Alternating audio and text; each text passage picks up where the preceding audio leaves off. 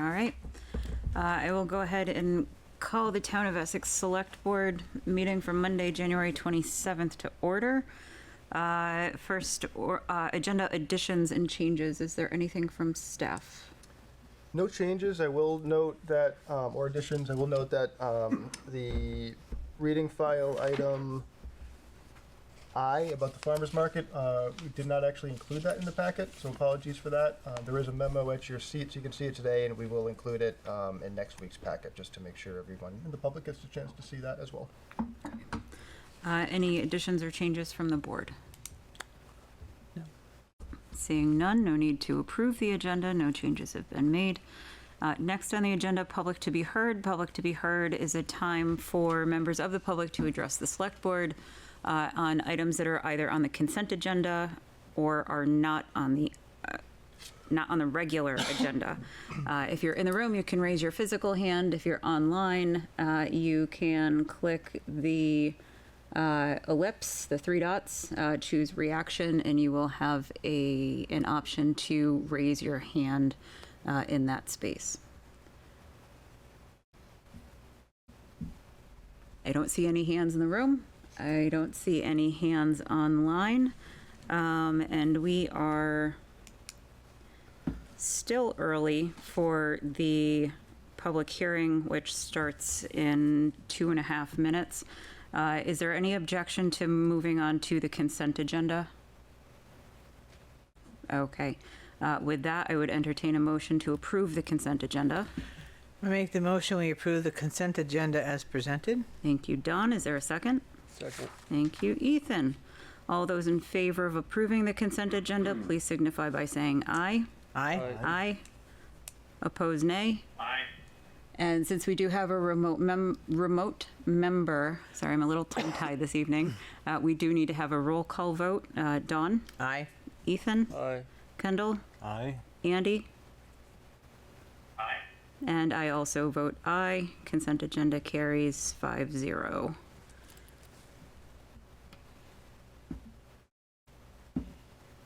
And I still have 55 seconds left. Sorry for that. I guess I should have spoken a little slower this evening.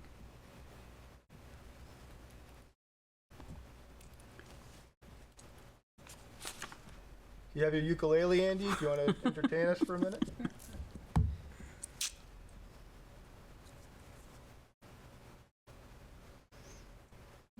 My wife says I have too many ukuleles, so I'm not allowed to have a travel one. So Andy is Harlan Smith, right? I'm sorry. No, Harlan Smith is on, and Andy's on the phone call. Oh. And if I can just ad lib for a minute, Harlan, welcome to the town of Essex. Thank you very much. Glad to be here. Okay, and with that, I will go ahead and introduce the first public hearing. Public hearing on the fiscal year 2026 municipal budget. We've been discussing the municipal budget since it was turned over from the manager on, I believe, November 14th was our budget day. We had a full budget session. So at our last meeting, we approved the agenda, which basically signifies to the public that the select board is comfortable moving it on to the public for feedback, potential adjustments, but I will open it up to. Do we need a motion to open the public hearing? I've seen it done both ways. I make the motion that we open the public hearing. Thank you, Don. Is there a second? Second. Thank you, Ethan. All those in favor of opening the public hearing, please signify by saying aye. Aye. Actually, let's just go ahead and do roll call. Don? Aye. Aye. Ethan? Aye. Kendall? Aye. Andy? Aye. I'm aye. Public hearing is open for fiscal year 2026 municipal budget. If you have any input? If I can just... Point of order quick. I think you'll need to take roll call if it's not unanimous. Oh, okay. Thanks for that. Was that going to be your? I was going to tell you that, but that was Okay. not what I was raising my hand for. I just wanted to call out for you and for the public the budget that was warned. It included the human services funding wrapped into the budget. We'd had discussions about separating out that human services question. That's where the town donates 1% of its budget to human services organizations. That's going to be a separate item on the ballot this year. The numbers that you saw back on January 6th, that included the human services funding with the budget. When you separate them out, it actually lowers that budget by a tiny amount, about $1,600. Math, the 1% is kind of wrapped in. If you separate separate out the 1% that we had in there, that budget amount becomes a certain amount. The 1% is that amount, less the human services. That changes the numbers a tiny bit. There's a chart in your packet. Without the human services funding, the total budget is going up 1.61%. The estimated tax rate based on that is 3.33% for a tax rate increase. If the human services funding does get approved by voters, that's going to be closer to what you saw back on January 6th. The total budget would be a 2.63% increase, and the tax rate increase on the average home would be 4.74%. We had originally warned and approved a 4.76% increase, so that's that small $1,600 difference is that 0.02%. Apart from that, no changes from what you saw and approved back on January 6th, so happy to take any questions from you or the public. Okay. Any member of the public want to weigh in? Come on up. Come on up. My name is Walter Adams, and for 50 years I have lived at 60 Indian Brook Road. And until 10 years ago, I was pretty happy to live here. Now it's getting expensive. There are two issues in my mind. Well, I don't know, may wrap into a few more. The first thing is I would like to see the Select Board move the $468,000 it's going to put in the capital fund back to the reserve, and we would take it out of next year's budget. So that I don't know how much, I don't remember how much was you were going to steal from there to fund next year's budget to help reduce the impact. But given that I can't see putting another $468,000 in the capital fund is making a spittle bit of difference, I'd like to see the taxpayers get their money back by your reducing the budget, or at least using those funds to reduce the tax rate. The other concern I have is the collection of $160,000 worth of monies for the human services budget, when in fact you had to take 25 as a desperate, well, I don't want to call it desperation, as a last act, you removed about $3,000 out of the library's budget. It's like, come on. You can find $150,000 for those, and you can't give the libraries what they want for money? And instead you want to build them a 20,000 square foot building, and God knows fund how much money to make a 20,000 square foot building work? Come on. There's something intrinsically wrong with all of that. And I just don't quite understand where your head is at when you did that. So there's my comments for the day. You may use them for what you wish. And best of luck. Because my suspicion is I'm the only one looking. So there it is. And Andy, nice to hear from you. Thank you very much. Can I ask? Yeah, any clarifying questions? You don't want us to fund the human services thing at all? Is that what you're asking? I didn't say that. I think I'm asking you. I think 1% is too much. Okay. I think if I don't know what you're going to send back to the voters and ask for their reapproval. If you said, okay, we'll give you your choice of, which you can't really do in a ballot, you got to go yes, no. And I suppose what you'll have to do is say, do you want to fund 1%? Yes or no, then they'll have a chance to say yes or no. The problem is the next year you won't have any unless you go for another ballot somewhere in between that gives you a new number. Okay. If you understand what I'm Yep. saying. It's Yep. like, it's tough to play that game and have people decide one way or the other. I do think there's a very good chance that in Chittenden County, there is no other community, well, I know because I looked, there's no other community funding human services to the level that we're funding it to by far, by actually spelling out an amount of money. Even Burlington and South Burlington don't spend that money, at least not in that wording. Okay. Thank you. My reaction is, half of 1% is half of 1%, and it's half of what we're doing now, which I think makes far more sense. I was on the select board in 1979, and it was difficult for the select board back then to find $1,500 to give the Little League baseball people. And suddenly, there's $150,000 to spend. I mean, I understand there's certainly a need, but you have to decide, how much is too much, especially if you think somebody is going to attempt to fund what's on this piece of paper and keep funding 4.5%, 4%, 3% ongoing basis budget increases. And then I look at this potential capital fundraiser effort and think to myself, you got 8,000 square feet of office space now for the town offices. You want 20,000. How many more people is that? What does that do to our budget? Forget about paying off $80 million worth of buildings. How are we going to fund all those extra people, the janitors? The utility costs are going to go up. I don't care if they're really efficient buildings. You got 20,000 feet now, you're going to have 80,000 that you're paying utilities on.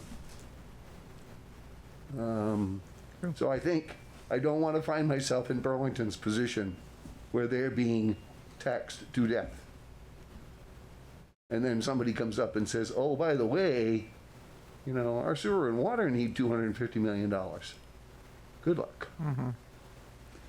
So, Mr. Adams, you will be, based on your comments, I think you'll be happy that the budget that's going to be hopefully warned. Yeah, I don't know what's An the, awful echo, sorry. yeah. I don't know if maybe if I back up, that's a little better. But the budget that we're hoping to approve and pass to the ballot this evening does not include the amount for the human services funding. That will be a completely separate question on the ballot. Well, yeah, but is that going to go on forever? Or are you going to ask that it be put back in the budget? It's still there. If the voters approve it, it will then go back into the budget because it's a voter-approved initiative. it's like- And will this be in? Yeah, the Every year? anticipation is that each year, this is the way the human services would be proposed to be funded, is by a separate question on the ballot going forward. So if somebody said, I think 1% is too much, they have to either vote yes or no. Yes. Thank you very much. Thank you. Any other comments for our public hearing on the budget? Not seeing any hands online. I don't see any other hands in the room. I make the motion, we close the hearing for the budget. Thank you, Don. Is there a Excuse me. second? Second. Thank you, Ethan. All those in favor of closing the public hearing on the budget, please signify by saying aye. Aye. Aye. Aye. Motion is unanimous, 5-0. I make the motion that we open the public hearing for the capital budget and 5-year plan. Thank you, Don. Is there a second? Second. Thank you, Ethan. All those in favor of opening the public hearing on the 26 capital budget and 5-year plan, please signify by saying aye. Aye. Aye. Motion carries 5-0. Public hearing for the fiscal year 26 capital budget and 5-year plan is now open. If there is any public comment on either of those, please raise your physical hand in the room or your virtual hand online.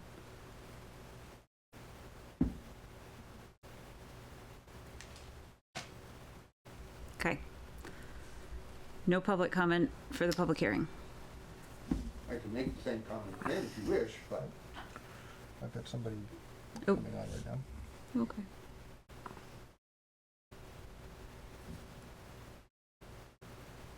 Maybe.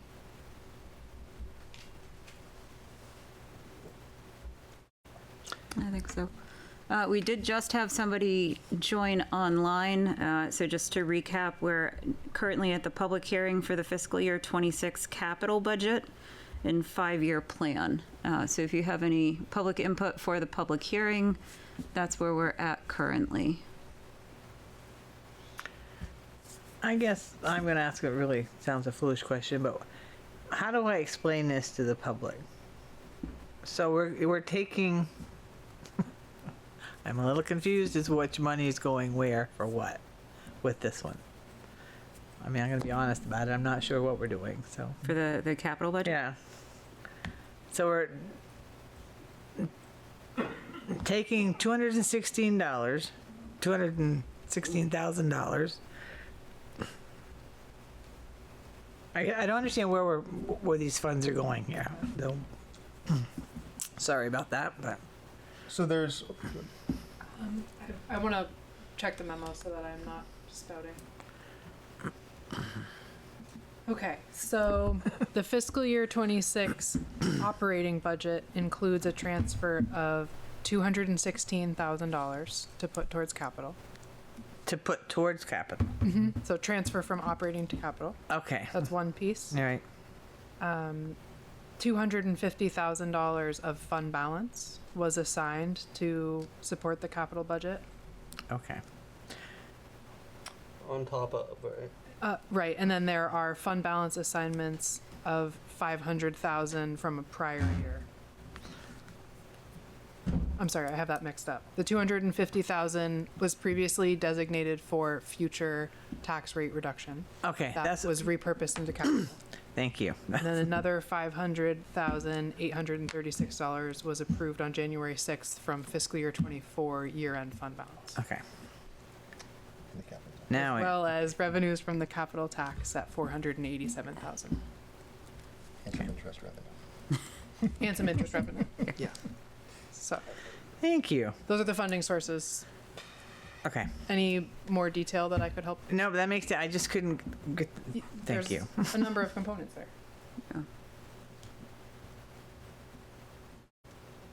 Ethan? Is this conversation able to tie into the one following it? The Because I think one, it's important to note that the way this is fallen out now, from how it originated to, potential increase in the capital tax, that there would be a lap over a year. If the capital tax is approved, you would have excess funding per se. You'd be taking two. But on the counter hand of that, if the capital tax fails, right now there's a shortage of 2.5% way we budgeted this year in next year's budget because of that 216,000 or the 250,000 that was removed from the operating budget. 216,000 from operating to capital, The reduction Was 250. he's right. We reduced operating transfers from 466,000 to 216,000 in this step. So I would say, if the next discussion is the potential to raise, or ask voters if they want to raise the capital tax by 2 cents, if that passes, that would roughly cover the $250,000 that we reduced from operating. And so next year, I would anticipate that our capital funding, operating transfers would be about 216,000. Right. We'd have to see, but roughly that's a guess. If that capital tax vote fails, then yes, to keep our capital funding where we think it should be, we would probably be looking at adding that back in, or some amount back into operating transfers. For the sake of discussion, $250,000 I think is a good starting point. Right. So I just wanted to bring that up because, in my opinion, and with the general, tie in with the general budget, the $250,000 should be removed, or the $216,000 excuse me, is what's left in the general budget currently should be removed from the general budget in the case that the capital tax does increase and the reappraisal finishes out. And then if it doesn't, we have plenty of fund balance to backfill the void, which would would result in a roughly 2% decrease in the budget, which would be your 2 cents in your capital tax. I don't know if it's still 2%, it might be like 1.8% at this point. Can I But make that- sure I understand? Would you mind? So it sounds like your preference would be to remove the 216,000 of transfers from the operating budget to capital with two possible outcomes. One, the capital tax is approved by voters, Right. and that funds the gap there. Or we make do without the 216,000 and see if there's a year-end fund balance that we could designate funding towards. Correct. Is that okay? Just want to make sure I understand. And if we remove the $216,000 transfer from operating to capital and the capital tax increase that's proposed does not pass, Still have reappraisal. where does that leave us for fiscal '26? A reassessment after reappraisal, That won't hit until fiscal '27. right? So you'll have 15% of the $16 million that can be dipped into, and it could be recovered. So you're proposing that we dip into our 15% reserves, that's our emergency fund. In the case of absolutely zero surplus next year in the budget, that would be the situation. But in the case of a surplus, you would be pretty even wash. Hopefully. Either way, there's nothing written in our fund balance policy that says we can't overexpend the 15%.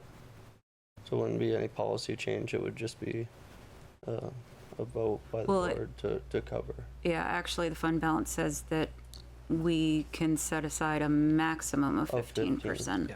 Right. So I think you said go over 15%, but in this case, it would be going under the 15% under. reserves, right? Am I understanding? Yeah. Okay. Hey, you could spend down to 5% if you felt risky. You know, not saying it's a good idea, but for $216,000, 15% is what, 1.5 million, roughly. So I mean, $216,000 isn't going to make or break when there's so many uncertainties. But this year it would give us 1.8%, so you'd be 2.7, 2.6. Is that right? I'm not sure where's the one? The increase this year, if we remove 216,000, we'd be about a 2.7% increase on the general fund budget. I guess depending if we're keeping the health and human service element in there, right? I mean, either way, if you remove the 216,000, you would then lower the health and human services funding even more. Right. There So would be there'd be more savings. 2,160, yeah, related to that. That would go away. I mean, there's just an idea, but I think there's a lot of moving parts. You know, not only asking for the increase in the capital tax. I have no objections to the capital budget. I think all of our equipment, you know, current buildings that we own, infrastructure, all go to the capital budget. I just think that the funding mechanism is currently out of place. And to make the transition, it's going to be hard to make a smooth transition when you're taking money from both sides and saying, well, this is to eliminate taking money from one side. You know, Yeah. it's hard to take money from both sides the first year and then be like, we're only going to take money from this side moving forward. And then all of a sudden you have your appraisal on top of that. So you have a third element. Right. But those are my thoughts. Understanding that we're still in the public hearing, Mr. Adams, come up. If you could come up to the microphone, just because we have people online, so I want to make sure that they can hear. You can stay there if you wish. I can take the second one. Thank you. So, I guess I was not aware that you were contemplating increasing the capital budget reserve component by another 2%. 2 cents. So, as well as a vote that would say, do you want to keep or get rid of the human services portion, you're actually going to ask the voters for another 2% for the capital plan. Yes, it's 2 cents, so it would increase it from, the Yeah, well, proposal is to yeah. increase it from 3 cents to 5 cents. Yes. To make up for, well, not make up for, but put us in a better position to be back to where we were post or pre-separation. But also the goal is to have more transparency into how we fund capital. So instead of relying on operating transfers from operating to capital, have the capital tax fund the actual capital budget without this kind of shuffling of money between operating and capital. The other advantage of this is that if we can, I equate it to buying a new car, right? If I don't have a car payment, but I'm still putting that money away and putting that money away, eventually that will hopefully completely reduce the reliance on needing to pay interest on a new car because I have that money set aside. I've been saving for that expense. So the same philosophy holds true for capital, that if we can put this money away, we are reducing, if not hopefully eliminating much of the interest we would pay if we were to have to borrow money. But we can also put that money, as we have with operating, Dan, keep me honest here, in a higher yield account, so it then also becomes a revenue generator, as we have seen in the operating budget, where we've set aside those funds in a higher yield account, and it's, we've seen a drastic increase in the revenue from interest.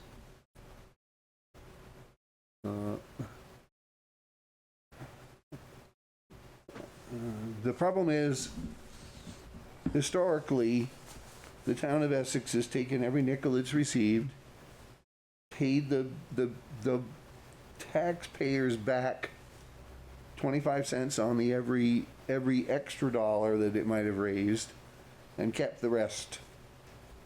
And what you're now doing is saying, well, okay, what we're going to do is we're going to be more transparent about where we used to take and put that money.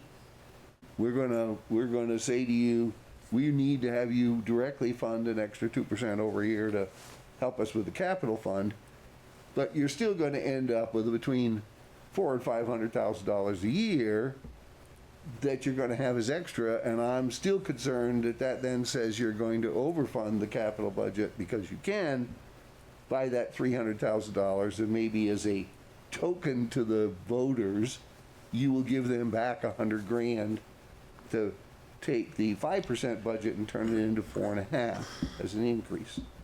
And I don't think that's remotely fair to the voters.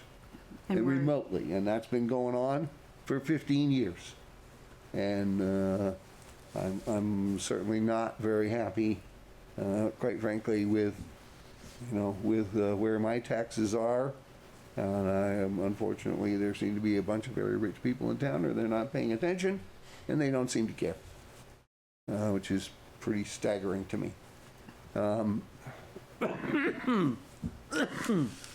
Because I can see that this is really a sleight of hand to raise another 2% that's locked in to your budget. So you just say, oh, well, sorry, we couldn't do anything about the budget this year because we got 5%. We have to put it in capital. And we got 1% we got to give to human resources, and we got, we got to pay the janitorial on the 2,000 square foot space we have for restorative justice, and all of these other things that are going on, and there doesn't seem to be any interest in saying, we have to finally say to whoever is producing all of these wishes, sorry, that we just can't do it all. and that we're going to set a budget limit, and we're going to stay there. And when I look at this project, I take one look at the police station and shake my head and say, I don't know how you're gonna, why, I don't know what you guys thought about the results of this, but I can't imagine that project will ever get funded in any form through the town of Essex. And when you say this project, are you referring to The 90 Upper Main Street project. Okay. Is there any money in the FY26 budget that's specifically for buildings and infrastructure for 8090? The capital budget, I think we penciled in the interest revenue, which was 80 some odd $1,000 for work on that site, for future planning of that site. And Karen, correct me if I'm wrong, but even with the proposed increase in capital tax, that would still leave us in a deficit in FY30, correct? So the existing 5-year plan shows a deficit in vehicles and stormwater in fiscal year 30. We looked at, in the packet, if we want to look at that, there is information about where the revenues would be in fiscal years 27-8, and those take into account where we expect to be after reappraisal.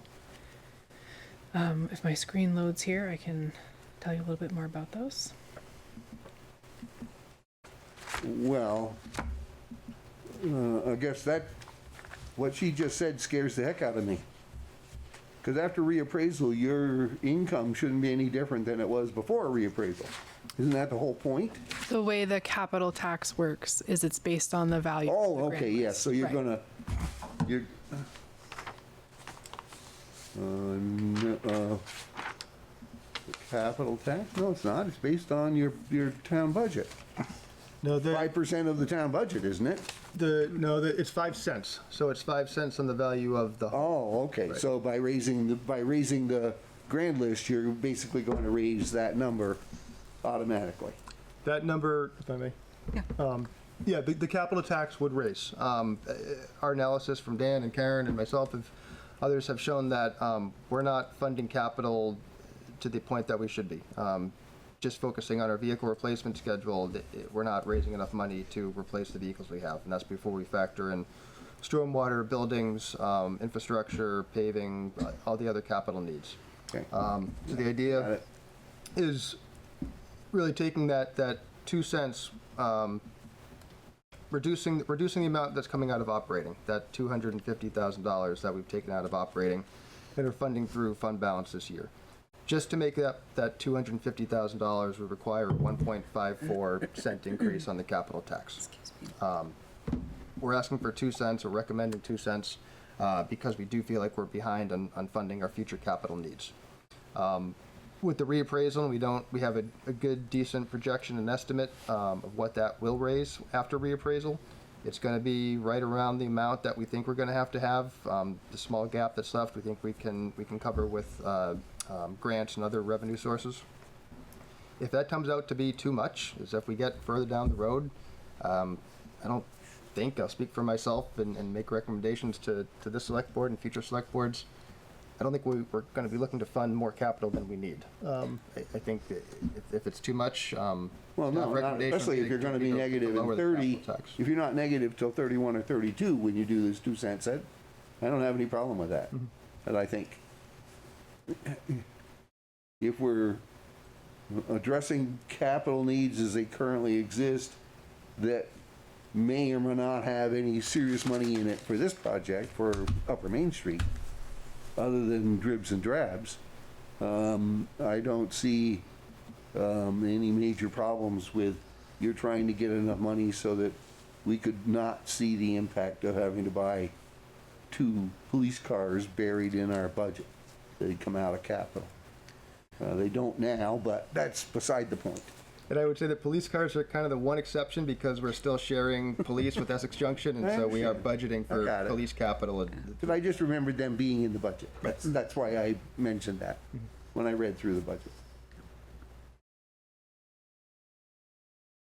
So, I guess, like I said, I'm amazed. Always am, always have been, always will be, that how completely different the select board's reaction to a budget is today than it was in 1979 was I was on the last time. Just amazing to me. All right, when we were told we couldn't have a capital plan, we couldn't think ahead. We weren't allowed to have any money set aside to pay for a new fire truck. It was against the rules. Yep, pretty amazing. So obviously somebody changed the rules. For the better, I will point out. Nobody needs a surprise, like a $400,000 fire truck. That's our goal, is to not have needs that come up that all of a sudden it's reactionary. Rather, would much prefer to plan for these things proactively and thoughtfully. So, because you're going to be talking about this anyway, you're not really talking about it, but my question is to you, has the town ever taken any money out of its 15% reserve? Has it ever taken any money out of it for something? And if it has not, why can't that reserve be... Well, this is Andy Watts. This is Andy Watts. During there was flood events during Irene. We absolutely did, and then got that reimbursed from the federal government on those funds. Okay. Were you able to hear? Yes, I did. Okay. Yeah. So then I would question whether given... And that's really the purpose. That's really the purpose of that money is to Yeah, I understand. allow us I to got it make- exactly. yeah. That's what I think. And I guess the question is, does that then suggest that the town is resilient enough to live with 12% instead of 15%? And then eventually give back that extra 3%? Or do something with it, whatever that is, whether it be to reduce the tax rate or put it into capital to solve a short-term capital issue. All I'm saying is, just because the accountant said you got to hold 15%, doesn't mean that you really have to. You can certainly take a look at the kinds of impacts and how much money 12 and 15% is and say, what are our real risks here? And should we, in fact, think about doing a number that isn't 15 purposely? But sounds. I mean, I know you love to keep it because you want the 2% interest you're going to get. But my reaction is it's the taxpayers' money. And granted, you are getting a little interest on it at least, certainly more than you have in the past, which I appreciate. But I think the non-collection of the money is better than collecting interest on it, frankly. Let me collect the interest on my money instead of you getting my money and collecting the interest for all of us. Thank you very much. That's it. I'm done. I'm going home. I've been here long enough. Thank you very much, Appreciate your comments. and good luck. Thank you. I hope you feel better. Thank you.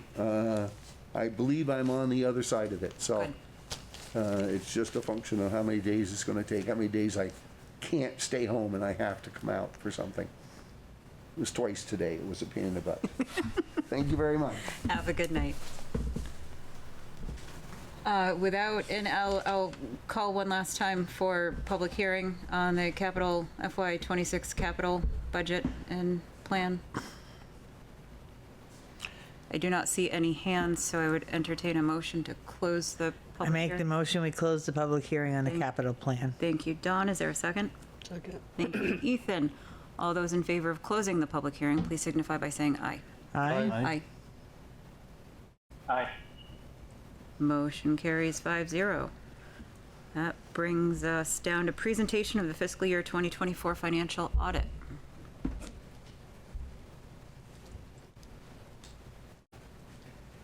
Hello, Good everyone. evening.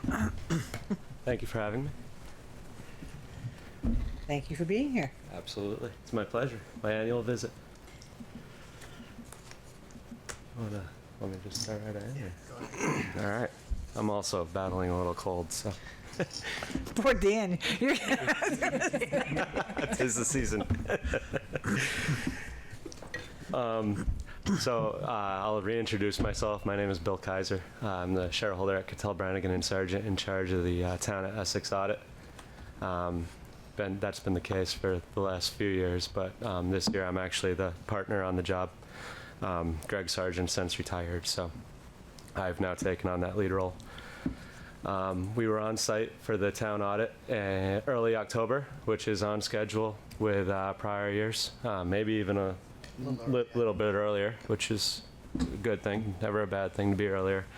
And for the 2024 audit, we did issue an unmodified clean opinion, which again is consistent with previous years. One thing you'll notice in the financial statements, which we finalized last week, so I believe in the packets you have a final copy, is in 2024 the town had a single audit due to the ARPA funds that were received in 21, 22, and a few different tranche payments from the state of Vermont.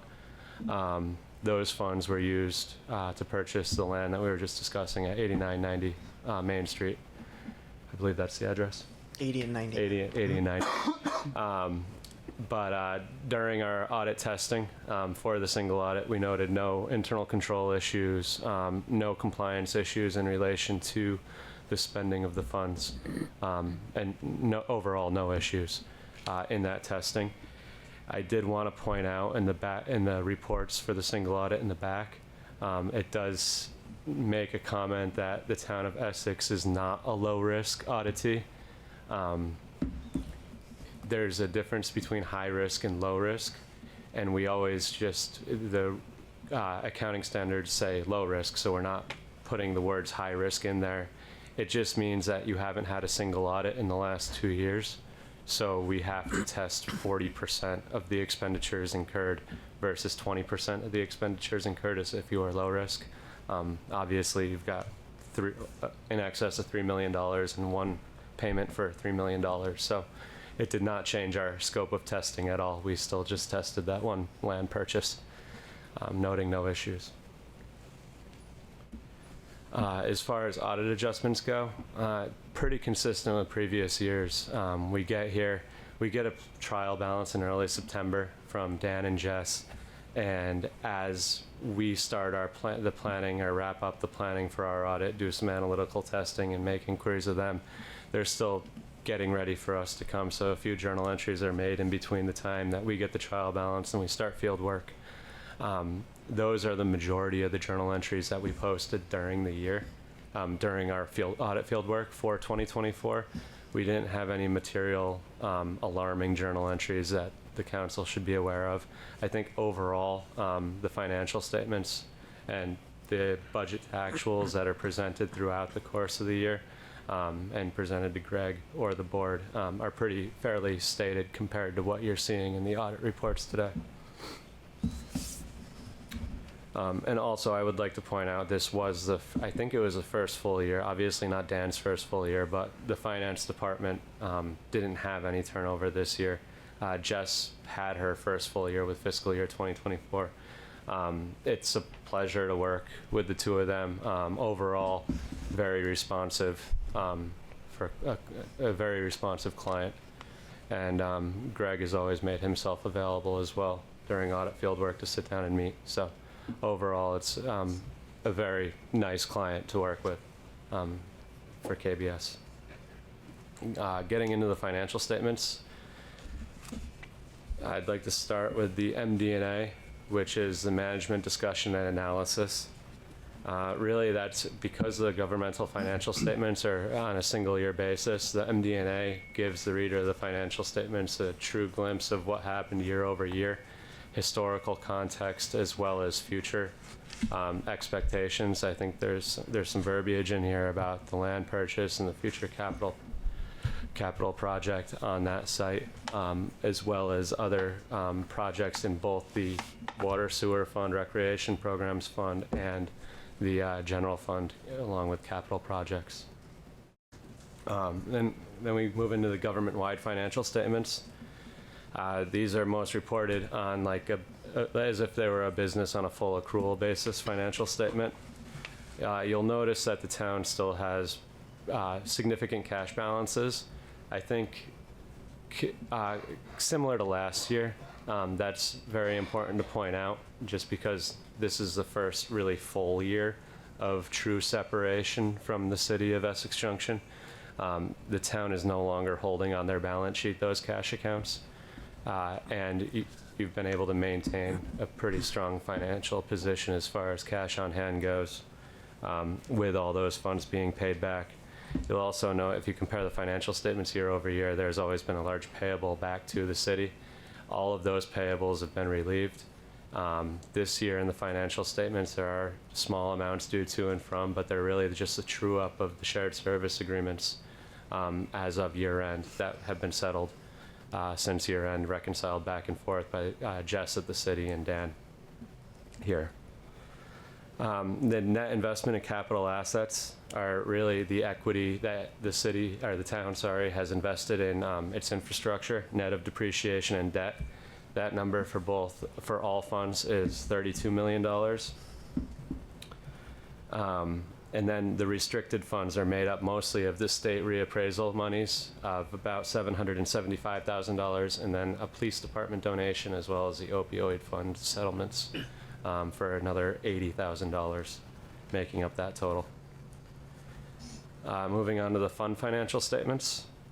These are more based on the modified accrual approach of accounting, and they're similar to a cash basis, and the general fund provides a very accurate picture really of the budget that is voted each year, and a short-term view of what the financial resources available to the town are. Overall, the activity in the general fund for the year ended June 30, 2024 resulted in a decrease of fund balance of $330,000. That's compared to the $615,000 deficit that was budgeted for as part of the 2023 fund balance assignments. Accounts receivable in the town are mainly made up of grant receivables and delinquent property taxes. The delinquent property tax receivables are net with $191,000 60-day reserve. This is a requirement in governmental accounting where any taxes not collected in the general fund in the first 60 days of the new fiscal year have to be reserved. That number, it's just solely due to collections in those 60 days, and it was $170,000, so it's $21,000 up. Again, nothing necessarily to be alarmed of. It's just based on those cash collections within that period. The town does also have an allowance for doubtful accounts of $86,500, which is steady with the 2023 financial statement allowance for doubtful accounts. In theory, the allowance typically wouldn't need to be tapped into, although it is conservative to have the allowance on the books anyway, due to the town having the ability to put a tax sale on a property. In theory, you wouldn't ever expect to have to write off a delinquent tax balance. And the town did revise the tax sale policy during fiscal year 2024, so that has been accounted for as well. The town has a fund balance policy. The unassigned balance should not be more than 15% of the 2025 budgeted expenditures, and currently the town has assigned everything in excess of this threshold, like you were discussing previously, right around that 15% threshold within the rules of the fund balance policy. The total unassigned fund balance at June 30, 2024 ended up being $2,415,963 available for unbudgeted spending. A detail of what makes up those assignments is in the financial statement footnotes on page 29. Really, the fund balance is a true picture of the surplus that's available to be used in future years, and available as a tool to help offset, obviously, future property tax increases. The one thing that correlates with that, specific to the town of Essex, is you've got these unassigned fund balance amounts, but you also actually have the cash flow to support that, which isn't always the case in a lot of municipalities. They might have the fund balance, but they don't have the cash flow. So a lot of that fund balance expenditure and what's been assigned can be invested without having to take out additional debt, if necessary.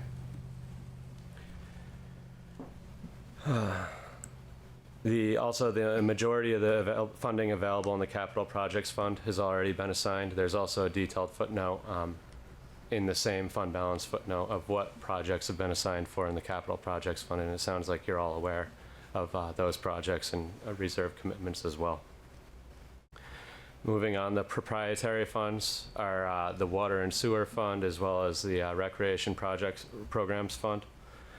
These are business funds and meant to be self-sustaining.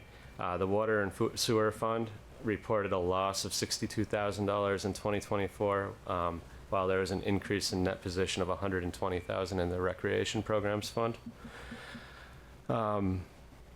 These funds are similar to a regular business that you see day to day and are meant to be self-sustaining, not necessarily always taking money out of the general fund to help fund the projects within those funds. And the cash flow gives an idea of the cash funding and the fluctuations during the year from year-to-year operations, as well as the financing commitments for the fund, as well as the capital expenditures incurred over the course of the year that were paid for without incurring any debt. The footnotes, there were no changes in the footnotes this year, no additional footnotes, but those give a good idea of all of the debt, a detail of all the debt that the town of Essex has, as well as all the activity of the capital improvements. The retirement information is in there, as well as breakouts of accounts receivable and cash insurance policies, things of that nature. Lastly, in the required supplementary information, nothing new for 2024, but there is the budget to actual schedule, the comparison. One oddity in 2024 obviously is that purchase of land, so it is showing a large excess of expenditures. Down below, you'll see where we reconcile in, for GAAP purposes, the budgeted or the unbudgeted grant revenues for ARPA. So while it looks like the general fund was overspent by about $3 million in the budget, that's really that land purchase. After that, I believe if you add that back, the budget to actual would have been fairly level funded, mainly due to the interest income that was not budgeted for, being excess revenues. That is all I have for the presentation, but I'd like to open it up to questions. Questions from the board? Any concerns to what you saw when you were auditing? I really don't. It was the first year of the single audit too. Right. So usually with that, during the regular audit process, we always go through your internal controls, perform a walkthrough. But now with the single audit, we've got to get more into them and be more alert and aware of the internal controls. It's one of those things where we've always said, oh, cash or the AP function is city and town, and it's never been an issue where you would cross over and find a city and expense within the town. It was nice not having to worry about that risk this year. But overall, we did not have any concerns. We do issue a SAS 114 letter with the audit, and that would highlight any of those concerns. But over the course of the audit, there were no disagreements with management or any issues that we would have made you alert of before today. Thank you. You're welcome. Any other board questions? Kendall? I would just ask if you could speak a little bit to the importance of maintaining a 15% fund balance. I think it's just a good responsibility. Not only having an absurd unreserved fund balance where you're at 25% and not committing enough to offset future property tax increases or things like that, but also just maintaining that, being able to maintain that 15% level while also committing. I'm sure you'd like in some areas to assign more fund balance, but it sounds like based on today's discussion, the fund balance assignments are right where you want them, and you've got the leverage to, like on the January 6th meeting, I saw that you moved some out, or moved some areas around without tapping in and reducing that 15% down to 10. For example, the city has a similar policy, and they're still trying to build theirs back up to get to 15%. So there's nothing wrong with being under 15%. But I think since the town has enacted that 15% policy, it's been able to maintain that while also not having an issue coming up with the assigned fund balance dollars that it has. Great. Thank you. So it does overall speak health to the town, I think.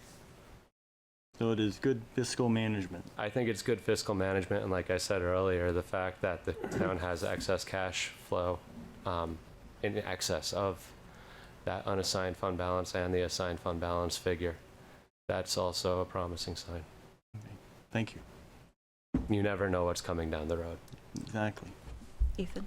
What is the percentage with the? I know it's assigned, but what is the percentage with the cash on hand? What are we roughly keeping in our account? 25% of our the fund balance? Yeah. What is that? 30%. Because right now in the general fund alone, there is 3 million. 7 million. 7 million. 7 million. So Amount you're of over revenue. 100% of that total amount. That total. With the cash on hand. Exactly. Yeah. Yep. And days cash on hand is 50% of the year. Right. If you consider, or almost 50% of the year, if you consider just that budgeted of $16.1 million of budgeted expenditures in the general fund. So a significant amount. yeah, I mean, again, I think it was Andy talking about Hurricane Irene, and all of a sudden that comes through. God forbid there's ever a FEMA event. We've got a lot of electric utilities and stuff that have $1 to $2 million, for example, invested in these storms, and FEMA still hasn't reimbursed them from 2022 and 2023. So that cash on hand is it's a lot cheaper than going for a line of credit just to fund some type of emergency declaration like that. And that's just an example. I'm not by any means saying that's on the horizon, I hope. Well, we had 2 in the last 2 years, so The FEMA, hopefully we're done for a while. Exactly, yeah. But- Throughout the state, there's been a little increase summer and winter. Andy, any questions from you? I just want to be conscious that you are with us. Been through this many times, and I'm happy. No questions at I this think I heard time? it's okay. Okay. Other board questions? If not, I'm going to open it up to public comment. Is there any public comment on the fiscal 24 audit? I don't see any online, and there's nobody else in the room. So thank you very much for your time Yes. and the work, and it's good to hear some good news. Yeah, thank you very much. Thank you. And Thank good luck you. with the budget session and town meeting day. Yeah, thank you. Thanks. With that, moving along to business item 7B, consider approval of fiscal year 26 Green Mountain Transit Special Assessment. Do we have anybody joining us, or just an internal? Just Discussion. internal, you working on this one? You want to give your- Sure. So as when Clayton from Green Mountain Transit came to visit, he described what the special assessment is for. It's a requirement that all legislative bodies of members vote unanimously to support the special assessment for it to move forward. So we pulled it out of the general fund budget where it was not a unanimous vote in support, and we've put this item in front of you, which is, so the special assessment totals $308,000 for all the member communities. The share for the town of Essex is $4,098. And this is already included in the operating budget that we've reviewed tonight. So they won't spend this money unless they believe it's necessary to do so, which we heard from Clayton when he was here. And I'll stop there in case there's other questions. Board questions or clarifications? This says it is going to support driver buyouts. The reason we lost our bus service was they didn't have enough drivers to run the buses. I'm a little confused. Why are you buying out drivers if you really need to keep them on the routes? What I understand from Clayton's presentation is that because they are making service reductions, they no longer need the bus drivers. And because they are all compensated at the same rate, there isn't a seniority plan to follow. Yeah. And the idea to add to that is that rather than, if they have buyouts, they can then advertise and hire part-time drivers as their goal, who then are not collecting benefits and that cost. How successful it will be is a good question. Kendall? So this is specific for the next budget year, which we have to pay our assessment this next budget year, whether we withdraw from them or not, correct? Correct. Okay. That was my question. And this, if I can add one more thing about the special assessment, the special assessment has to be approved by all member municipalities. That's in the memo, but I just wanted to highlight that. You checked recently, and everyone who has taken it up so far has approved it. Yes. And I'm not sure how many, if that's everybody or not, but so far it has gotten support in other communities.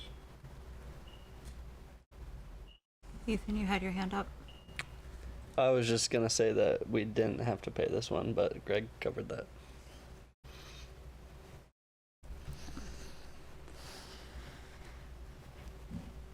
Any final questions or comments, or?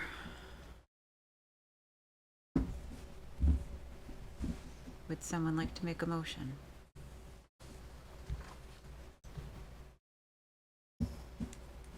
I'll make the motion that we approve the special payment for GMT special assessment for fiscal year 26.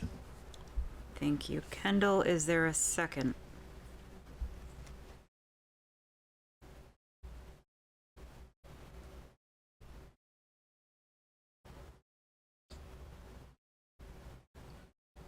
I'll second the vote.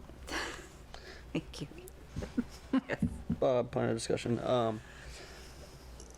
The unanimous approval, that's just all of the boards as one, not each board unanimously, right? Correct. Okay. So if there are 5 or 6? Or is it more than that? So say there's 6 municipalities, They just all have to. 6, all of the 6 select boards, councils, whatever their legislative body, they would have to vote all in favor. They wouldn't have to all vote unanimously, Okay. but overall, they would all have to approve. Okay, so we have a motion and a second. Kendall, Ethan, are you ready for the question?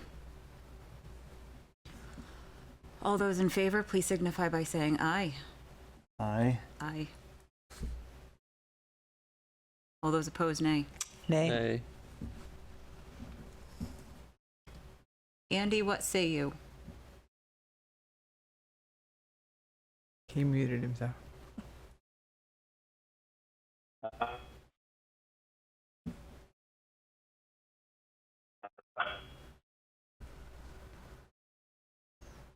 We're not able to hear you. You're breaking up.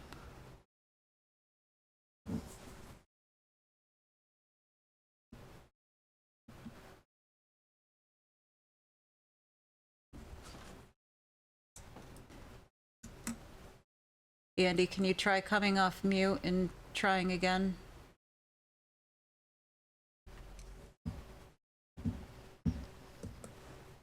Can we text for votes? Yeah, he's saying he is unable to unmute himself. And I Let's see can't- if we can do that. I can ask him to unmute, but I can't force him. Which is probably a good thing. Generally.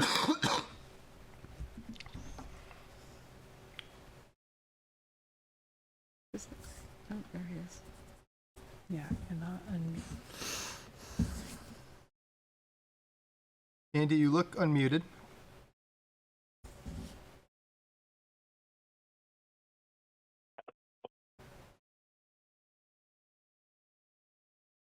Yeah, the little red thing disappeared.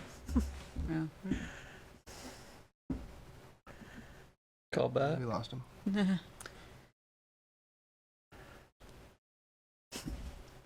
He must have heard you. Would you accept a text message if I text him, yay or nay? I don't know how it does for open meeting laws. But I don't know about the Okay. legality of So do you want your text message records for public scrutiny? The one from Andy to this meeting for that question? Sure.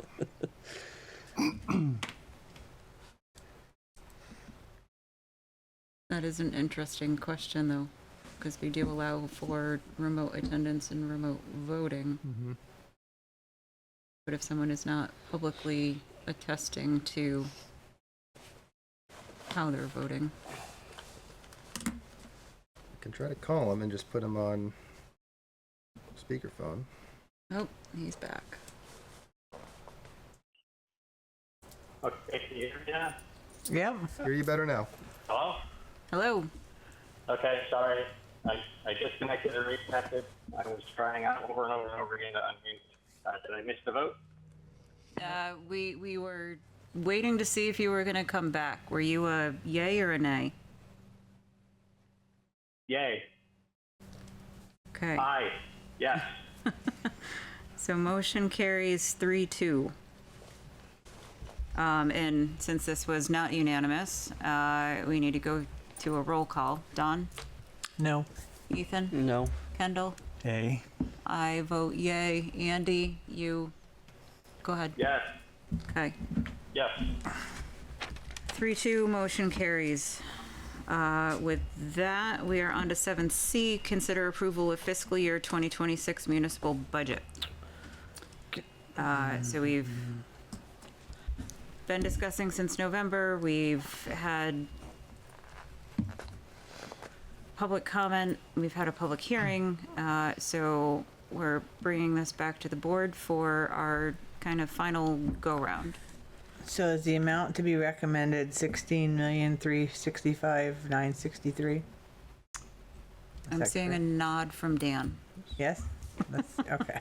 and that's absent the human services funding. Okay.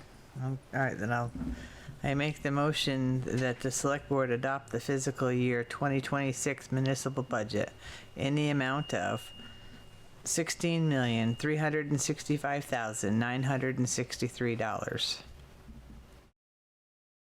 Okay, motion has been made. Is there a second?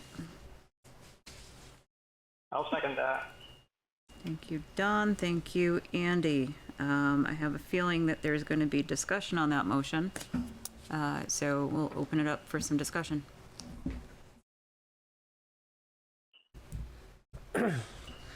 I just have a quick question for Dan. Do we have the number ironed out for the difference between the part-time position and the full-time position for the economic development? I don't have that number. We don't have that figured out yet. For community development, For community development, sorry. the difference is largely going to be in the benefits, and we don't know that number. So how are we budgeting for that number? We budgeted for the maximum amount that that person, the current position, is eligible for. Okay, so do we know what that number is? That was, 36,000 for full benefits? Yeah. I think that was the number, yeah. And then there's, on top of that, there'd be a smaller amount for Beamers, health, dental, vision, stuff like that. Probably about 40,000 total.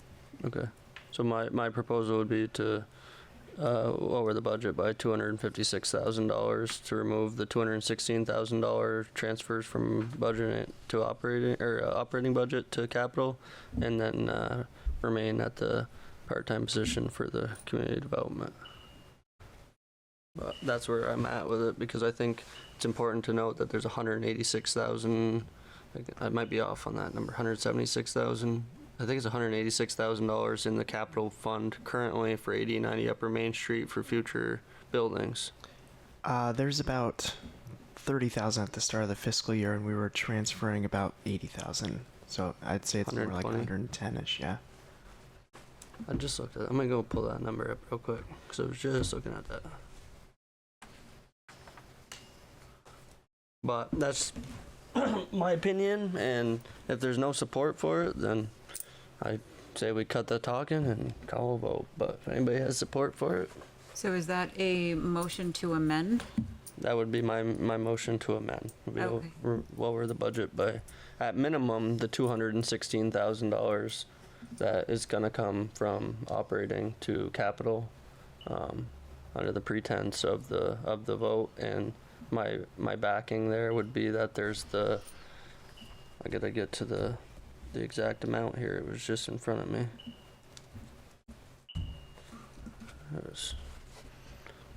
It's in that chart on the capital. Yeah, it sounds like there's a bird in the room. Sonar. Sonar. There you go. But your motion to amend is to decrease by 246,216, of which was the transfer from operating to capital. The other 30,000 is, The other 40,000. 40, it said, yeah. so it's 256,000? Yep. Okay, apologies. 256,000 even? Well, just as a point of clarification, I think the 40 is related to benefits, and there's also a component of salary, which is how we got to the 50,000 number when we were. My original was 70, which makes perfect Right. sense when you take 40 and add 30 in the salary difference. No, the salary alone was around 10 to 12. The 70 was total for the whole department increase, which there are other staff members who comprise that benefits number.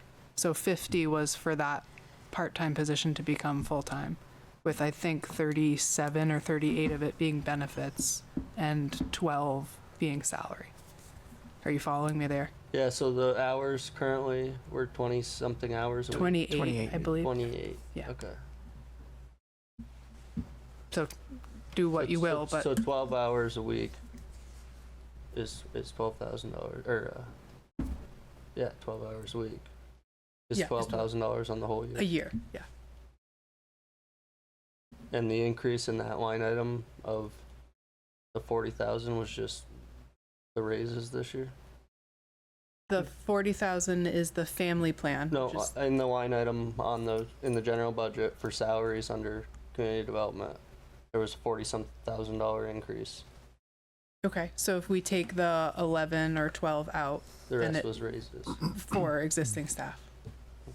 I don't have those numbers in I front of don't me, have but whatever I the didn't bring my reduction. binder. If I can just reference, so in community development, the 2025 budget has regular salaries of a little over 266,000 and part-time salaries of about 29,400. So combined, it's about 295,000. And the 2026 budget as proposed now is 335,000, all in regular salaries. So I think that's the 40,000 that you're speaking of in that line item, which includes more than the one person that we're talking Yeah, about. it'll be 3 full-time employees at that point, right? Yeah, I think it would be 3 full-time. Yeah. I got this all written down in my binder. I just literally didn't bring it because I didn't think Or anybody would listen to me. Four. Actually, it'd be 4. 4. It's 4. Now 4. It was 3. Okay.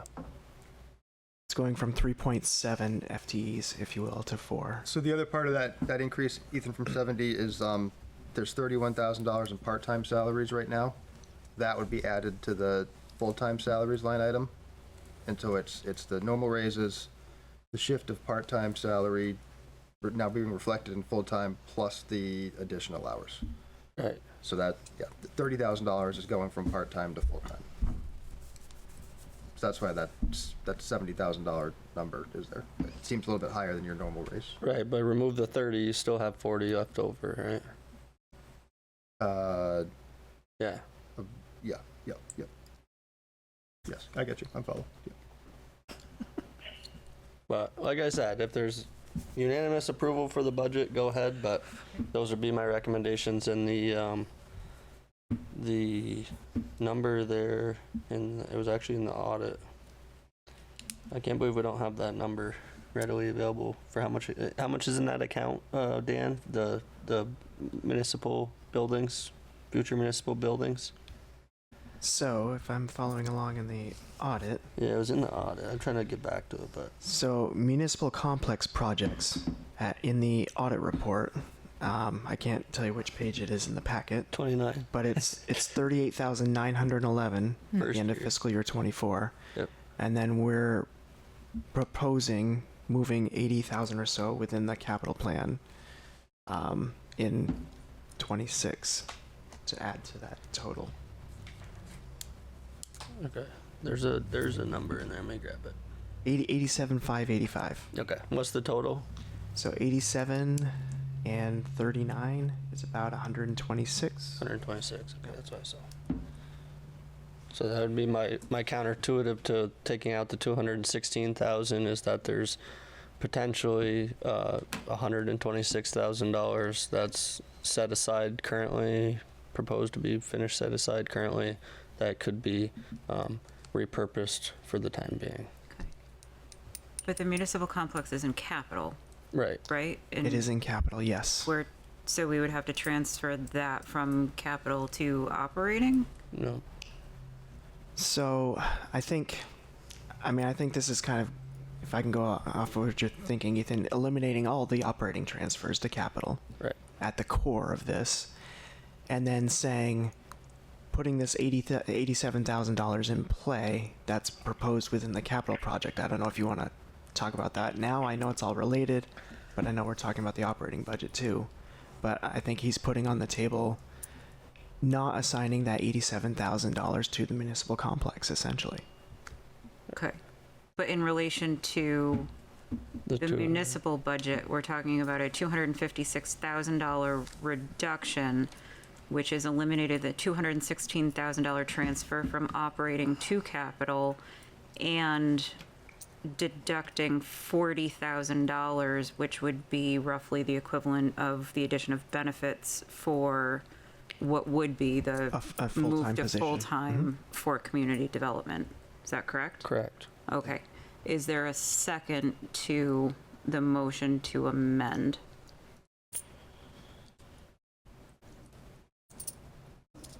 Second, call for a second. I am not hearing a second, so we're back to the original motion of approving the fiscal 26 municipal budget from Dawn, as seconded by Andy. I thought Kendall had a question too. No, I'm all set. Okay. Any further discussion or questions? Because if not, I'm going to turn it over and see if the public has any input. That's fine. Any public input on the fiscal 26 municipal budget? Sorry, my brain just kind of Go with just that and not blanked. benefit one. Sure. I am not seeing anyone raising hands, so I'll bring it back to the board. Motion is to approve the fiscal year 26 municipal budget. Dawn said the amount. I don't want to misstate it for the record. That is 16,365,963. okay. That is what I had written down. Good. So that is the question before you. All those in favor, please signify by saying aye. Aye. Aye. Aye. All those opposed, nay. Yay. Hey. Okay. Since we are not unanimous, Dawn, Aye. Ethan, Yay. Kendall, Nay. Andy. Aye. I also vote in the affirmative, yay. So we have approved the fiscal 26 municipal budget. Moving along, consider approval of fiscal year 26 capital budget and 5-year plan. Let me pull that one up. Are there any clarifying questions, comments? I never got an answer on my sidewalk going down from the playground to Oh, city, I'm sorry. and why there's 2 of them. Because that's part of the 5-year plan. Right. We did talk about this. I think it was just mislabeled? Are you talking about the Route 15 Yeah, you're sidewalk? Right, there was 2 prices and 2 parts of it, and I couldn't understand why they wanted to run one from Maple Fields to the Cirque to the playground. Didn't make any sense. And then they're going down to, why does the name of that road just went right out of my head, where the water break was. from there back up to Fairview and the Athens. playground. It didn't make any sense as to the way they set it up or the financing of it, so. And it was part of the 5-year plan, so I was just curious. Yep. So since that was a part of the 5-year plan and the budget is for 26, I think that was down the road farther for those two. Am I remembering that correctly? I believe it was, but I can look. Okay. Yeah, I'm sorry, Don, I should have. That's okay, but I'm just saying, I thought the part of the motion is to approve the 5-year plan, isn't it, or not? Yeah. So,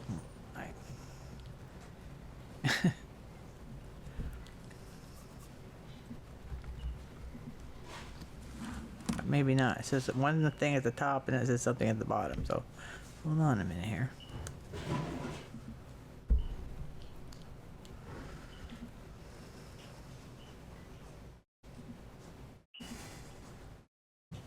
Actually, I guess the actual amendment does not include the 5-year plan, so.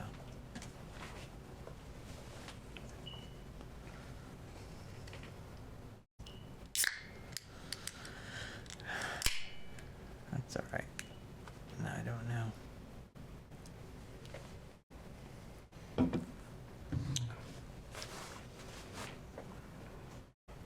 Yeah, I apologize. I do remember talking with Aaron about that, and I just cannot recall exactly what his. Right, we had the conversation. I think it was.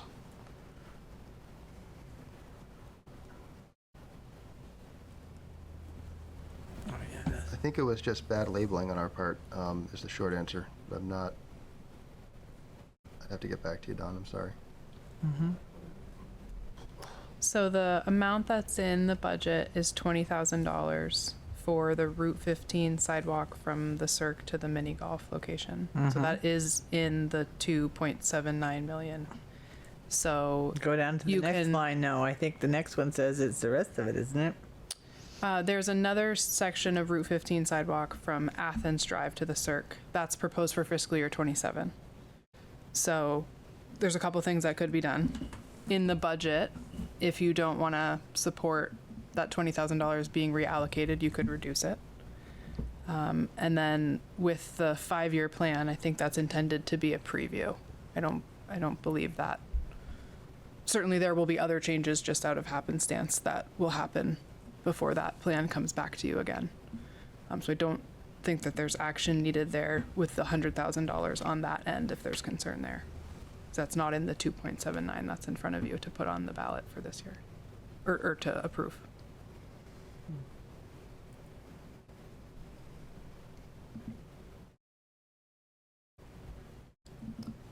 Ethan? I was just gonna ask a question of clarification that if this doesn't get approved tonight, we're gonna have to hold a special meeting. Is that correct? No, the capital budget, you can, it's just a select board approval. It doesn't Oh, have to be right. on the ballot for warning. So you could approve this at your next meeting on February 3rd, so a week from tonight. In that case, I make the motion that we table this until we get a little more information. There's no motion to table? No motion to table. I recommend. Okay, is everybody good with that? All right, February 3rd. Sorry, but I just, that's, Oh, Andy, go ahead. We're gonna delay over $20,000. That's not gonna be spent this year. 5 years includes the other part of that, Andy. Yeah, from the Cirque to the golf course, it is in FY '26. So I think that's the, Yeah, well, my guess is that it just says it's on that side of the road, but it's actually on the other, because, but, Yep. yeah, I guess Yep. it won't hurt to wait a week. so we'll bring that back up. We'll defer that to our February 3rd meeting. Oh my gosh, it's 2025. I almost just wrote 2024. Okay, so nothing to approve there. 7E, consider approval of town meeting ballot question proposing increase to capital tax rate. Is there anything staff wants to discuss on this, or Sure, we've talked a lot about it. We talked a lot about it earlier tonight with other items, but just to recap and hit the high notes. This is a couple main drivers here. One, looking at our capital plan, capital budget, we do think we need to raise additional capital revenue to keep up with our capital needs. That's one big piece. The other big piece of it is those reductions from the operating transfers from the operating budget to capital. We've reduced that by $250,000. This is a chance to make that up. We've talked over the past couple of years about shifting our capital funding from the operating budget to the capital tax. This is a step in that direction. We do have the funding with the fund balance that's been assigned to capital at $250,000. If voters are not supportive of this approach, we do have the money to cover that gap this year if an increase fails at the ballot boxes. But it is an opportunity to see how that lands with voters and keep our capital intact. I mentioned earlier, just to make up that $250,000, we think that the capital tax rate would need to increase 1.54 cents.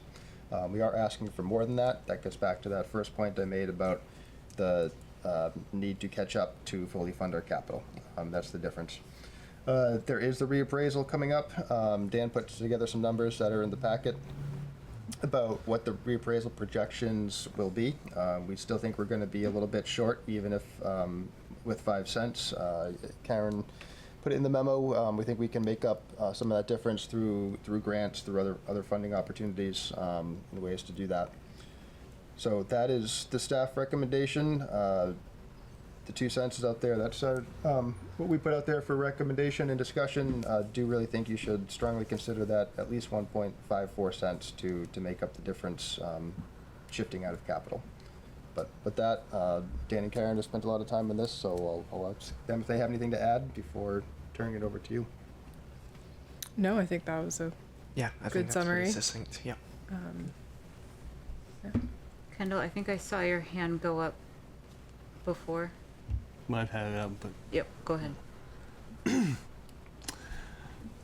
where do I start? Okay, first of all, in order to get approval for the capital tax, you really have to sell what you need for the capital tax. So when I see a memo from staff that says right in here, while there will still be a gap between needed and provided funding, staff will pursue grants and other funding sources to cover this gap to the maximum extent possible. I think we really need to narrow down what we need exactly for the capital tax and ask for that. It's not going to make a big difference if you ask the voters for 1.5 cents or 2.2 cents. They're either going to approve it or not, especially if you back it up with what we need. And you've given us information and details time and time again. You've got to fund your capital. You're not going to not replace the grader, not replace the truck, not repair a building. You get a $2 return on every dollar that you put in the capital. So I just want to see, what do we need to have for a final capital tax number? And ask for that versus just asking for 2 more cents or coming back and asking for a half a penny or whatever. What do we need? And I know there's a little bit of a gap there, but I'd rather see that there's a little bit of gap that is a little bit more than what we need versus what we're not getting what we need. So that's my 2 cents. Is it 2 cents or 2.2 cents? 2.2 cents. Sorry, I was just hanging out there. Ethan. I make the motion that the town of Essex increase the capital reserve fund by adding 2 cents to tax rate in addition to the 3 cents previously authorized for the purpose of financing capital projects and equipment. Thank you. Ethan, is there a second? Dawn, was that a? No, I'm thinking about what Kendall said. Okay. Sorry. Well, I Andy said read the something. wrong recommendation too. Andy, I'm sorry, did you? Recite all of what I said. I'll start over. You're right. What? I read the totally wrong. I read the question, not the recommendation. Does that still work? I think the only addition I would suggest is to put that question on the ballot. On the 2025 town meeting day ballot. Yes. Okay. So increase from 3 to 5 and put it on the ballot. Yep. Okay. That's the important part. Yeah. Yes. Is there a second? Okay, thank you. Can you hear me? Ethan, thank you. Andy, I got your second. Are there any further questions? There's no willingness to have a friendly amendment to that, for that to be 2.2 cents? That would be a question for Ethan. No, I only made the motion so I can vote it down because we left $216,000 in the general budget, and with your shortfall that's proposed here, you know, my bold prediction is that you're gonna see a capital transfer next year out of the general fund budget, which just defeats the whole purpose of raising this with the appraisal. So until it's clearly divided, I can't see any capital tax increase. Fair enough. Or until it's actually presented the way you wanted it, so the town voters know what we need. Yeah. There's $216,000 in capital transfers in this approved budget that just got approved. And you're asking for 2 more cents on every $1,000 in mine. And everybody else in this town. Yeah, I would just note that I started this discussion months ago about removing all the operating transfers to capital and funding the capital tax for what it needs to be funded at. So we're getting closer. So. Okay, so we have a motion, we have a second. I am realizing that we did not have public comment on this, so I will open this up to public comment, increasing the capital tax from 3 cents to 5 cents.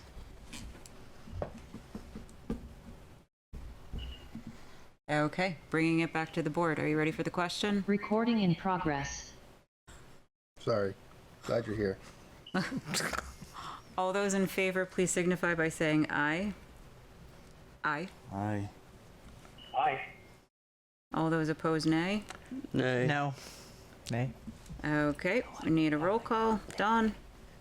Nay. No. Whatever I'm supposed to, no. No? Yes. Okay, Ethan? Nay. Kendall? Aye. Andy?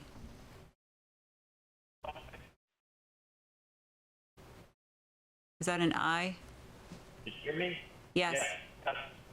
Okay, that was a yes. I vote yes. Motion carries 3-2. We have a question for the town meeting ballot. We can let the voters indicate their pleasure. Item 7F, consider approval to place human services funding question on town meeting ballot and update the human services funding distribution policy.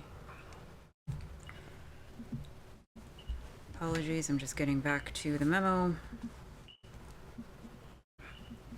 So my question then is, because at one time this was voted from the floor of town meeting to do this, why are we now making it a ballot item? Many years ago, in the 1980s, I was there. Thank you very much. I think it was 1986 or 87 to be exact, there was a vote from the floor of town meeting to have Essex contribute 1% of its budget to human service Yes. agencies. Since that happened and it was approved, that question and that amount has always just been rolled into the operating budget. So each year thereafter, there was a line item in the operating budget in the general fund allocating 1% to human services. I think it was about a year or two, Kendall asked the question, noticing some other towns around the state were voting on that separately. Tammy and others worked with our town attorney to understand if we were doing it properly or if we should be shifting to the separate question. The short answer is that we weren't necessarily doing it wrong, but the cleaner and definitely better way to do it is to vote on it separately. It's a bit of a gray area. Could keep doing it the way we've been doing it, but the legal guidance and recommendation from staff is to just end any question of it going forward that the human services funding be a separate question on the ballot. And it would be a question each year. So it'd be on the ballot. every year you're going to do That would this be and the not? intent. Yep. Wow, okay.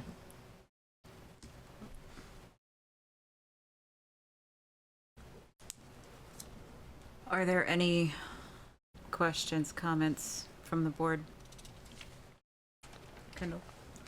I would just note that this doesn't really address some of the concerns that have brought it to other towns, in that included in all of those human services contributions that go out, there might be a question as to whether the select board actually has the authority to spend taxpayer money to that. And there's also a question as to whether a majority of residents would support specific requests made by some of the different social service organizations.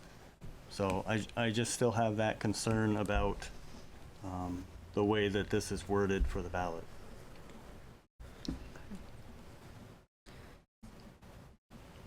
Ethan?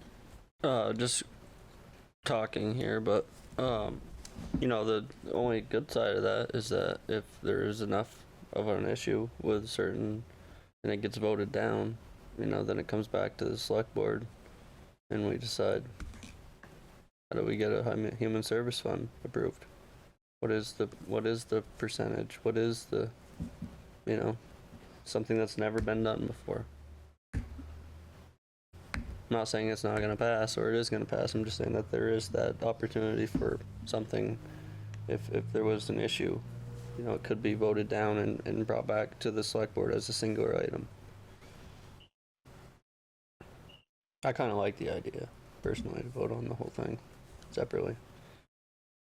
But I think it's going to be challenging if what is, you know, what is the path forward when it gets voted down? If it gets voted down. But. Would anyone care to make a motion on this item? Make the motion that the select board place an article on the town meeting ballot to ask voters if they wish to appropriate 1% of the general fund budget as passed by voters to the Human Services Contributions Fund. Second. Thank you, Ethan. Thank you, Don.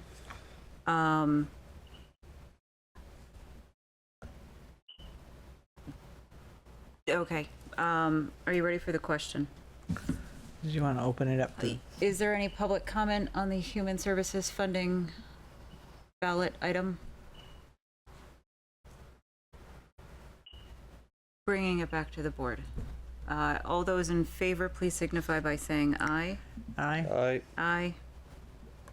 Aye. Andy, was that an aye?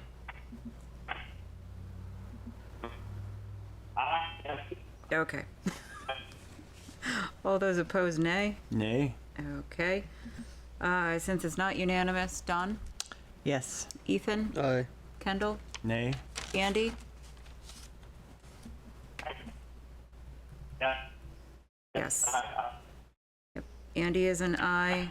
I am also an aye. Motion carries 4-1.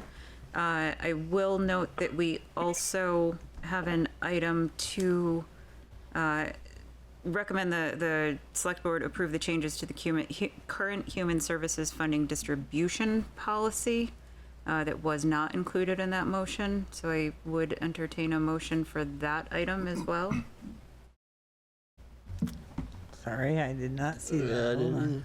Yeah, I was trying to decide whether to interrupt your I'll motion. make the motion that the select board approve the changes to the current human services funding distribution policy to align with this change. Thank you, Ethan. Is there a second? Second.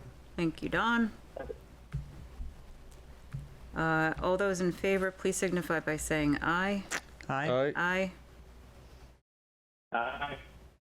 All those opposed, nay. Nay? Okay. Don? Yes. Ethan? Aye. Kendall? Nay? Andy? Aye. I am also an aye, so the policy motion also carries 4-1. Brings us to the end of 7F. Next, item 7G, consider approval of warnings for the 2025 town meeting and informational hearing. So moved. Make the Second. motion. I have to hold on. I make the motion the select board approve and sign the warnings to the 2025 town meeting and warn an informational hearing to receive comments on all questions on the 2025 ballot to be held on March 3rd, 2025 at 7:30 p.m. at the Essex Middle School. Thank you. Dawn, is there a second? Second. Thank you, Ethan. So is there any comment on those? Is there any public comment on warning the ballot and the informational hearing and town meeting? I have a question on that February 24th thing. February 24th thing. It says at 6:30, town offices during the regular, is that just like another hearing type? We did it last year. It's kind of just, it's a dry run almost for the informational hearing, but it's also a chance for people to come out now that we're mailing ballots and people maybe voting early. It's just a chance to interact with people, get the word out, spread information, and answer questions sooner. So it's sort of a informal, unofficial, informational town hearing. Are you still doing a presentation on CCTV or whatever it was you did? Wednesday. Tomorrow. Tomorrow? Yeah. Uh-oh. Good thing Oh, you asked. Tuesday. Tomorrow. Oh, what time? So we can watch? 6-ish, just after 6. Six. All right, Karen, So you have to have your meeting done before 6 tomorrow night so we can get home and watch. 6:10. 10? 6:10 p.m. Okay. What? And Dan has drafted the We're meeting PowerPoint, on- which I'm Yeah, I know that. 4:30 to Okay. 5:30. Can you Well, send to that? 6. All right, thanks. The budget hearing on CCTV. Okay, so back to the motion. Sorry. All those in favor, please signify by saying aye. Aye. Right. All those, Aye. Andy is an aye. All those opposed, nay. Nay. Dawn, Yes. Ethan, Yes. Kendall, Nay. Andy. Yes. I am also a yes. Motion carries 4-1. Next item, discussion and potential action about municipal ethics requirements by the state, including appointment to ethics liaison officer. Does anyone want to, thank you, Dan. Does anyone want to tee this one up? I'll give a brief overview. The state has passed Act 171. It took effect in June of last year, and in short, it lays out a lot of ethics policies and guidance for municipalities. There's a lot in there. There's going to be a lot to unpack over the coming months, everything from receiving training for all of you, some of our boards, some of our staff. Some of the steps that we need to take in the short term are appointing a liaison to the, an ethics liaison to the State Ethics Committee, and I have recommended that that person become Karen. She's an ethical person. I think she'll be a good job of it. And part of the reason it's not me as the manager is if there's an issue that comes up with staff and it has to go through a disciplinary process, the manager kind of has the final say. And then you guys can potentially have really the final say. But it leaves that step to come to the manager if need be. So that's why we're recommending the deputy manager be appointed as the state ethics liaison. Also the designated complaint recipient, so if we do have any complaints, those would go to Karen to start at least. Those are the two big things for tonight. I mentioned the training that we'll have to do by September 30th. We're going to have to pass an ordinance as well. There's not quite as much of a time crunch for that. I believe these two designations have to be made by the end of this month, I think it is, which Yes. is why they're here before you tonight. So, anything to add to that? No, other than there's a model ordinance that's from Vermont League of Cities and Towns. It's specific to investigating claims and that process, and so that is will complement the town's existing ethics and conflict of interest policies, and we'll come back to you with more information about where the overlaps exist or where there's gaps. Are you willing to accept this appointment? I am. Thank you for asking. Then I make the motion that the select board designate Deputy Manager Karen Adams as the Ethics Liaison Officer for the Town of Essex to serve as the point of contact for communications with the Vermont Ethics Commission, receive ethics complaints, and track the completion of municipal ethics training. Thank you. Dawn, is there a second? Second. Thank you, Ethan. Any discussion? Is there any public comment on this item? Seeing none, all those in favor, please signify by saying aye. Aye. Aye. Motion carries 5-0. Thank you. Next on the agenda, consider approval of town manager's appointment of Charles Tabone to the Cemetery Commission. This is flagged for executive session. Should we want to go into executive? Or if someone would like to make a motion? As I would someone make a that motion. has worked with Charlie on the Charter Committee, I highly recommend his appointment to the Cemetery Commission. Is that a motion? Yes, it is. Thank you, Don. Is there a second? Second. Thank you, Ethan. All those in favor, please signify by saying aye. Aye. Aye. I heard you, Andy. Motion carries 5-0. Our next item is, Thank you, Charles. yeah, thank you, Charlie. Our next item is for executive, which brings us to the reading file. Any board member comments? Kendall? Kudos to Dan. He read his investment update and his financial updates. He's obviously on the ball and doing a fantastic job. And if there's a bonus there, I'd give him a good bonus. That's pretty impressive. Yeah, it's good to see those updates regularly in the packet, so kudos to Dan. We'll happily pass Echo that that. on. Thank you. Any other board comments? Oh, I've lost. Thank you to Rebecca, and I've lost her last name for her service on the Economic Development Committee. Rebecca Robbins. Robinson. Thank you, Robinson. Thank you. Thank you and good luck to you. The other item, we did discuss this at the beginning of the meeting, the Essex Farmers Market item was empty. There was nothing in the packet. It will be in the next packet. But essentially, Essex Parks and Rec will run a farmers market on Wednesdays, 3:30 to 6:30 at Sand Hill Park, starting in May 2025. So the full memo will be in our next packet. Good news. I'm excited about that. I think that's great.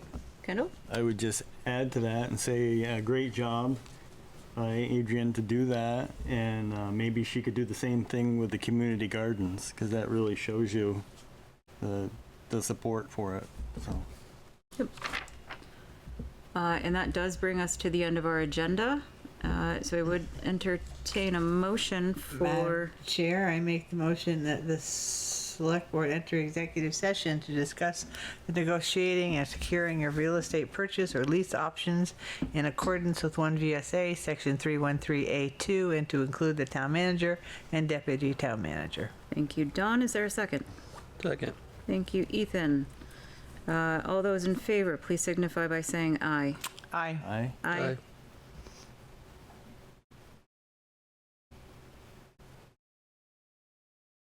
Andy, are you a yay or a nay for executive?